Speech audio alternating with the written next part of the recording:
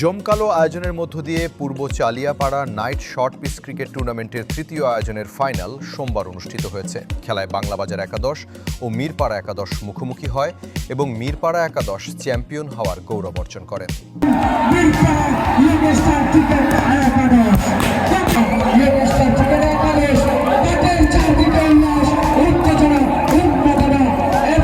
এতে সম্মানীয় অতিথি হিসেবে উপস্থিত ছিলেন মাওলানা পিরোজ আহমেদ, বিশিষ্ট ব্যবসায়ী রাসেল আমিন, আয়োজক কমিটির সভাপতি রাশেদুল ইসলাম ও এস শামীম, ইব্রাহিম আরিফ মানিক ও সহ শত শত ক্রীড়ামোদী জনসাধারণ উপস্থিত ছিলেন।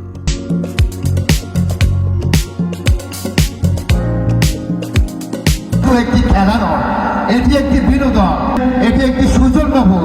এই খেলা আমাদেরকে শুধু খেলাই শিক্ষা দেয় না, এটা আমাদের শিক্ষা দেয় নিয়মানুবর্তিতা, শৃঙ্খলা, ভ্রাতৃত্ব, ভালোবাসা, স্নেহ এবং জীবনের প্রতিটি পদক্ষেপে আমরা যেখানে বিচরণ করব এখান থেকে আমরা ন্যায় ইনসাফ শিখব। আমাদের সুযোগমূলক জীবন চলার জন্য যেগুলো আমাদের উপকরণীয় এবং উপকারী এই সমস্ত কিছু আমরা এই খেলার মধ্য থেকে শিখব।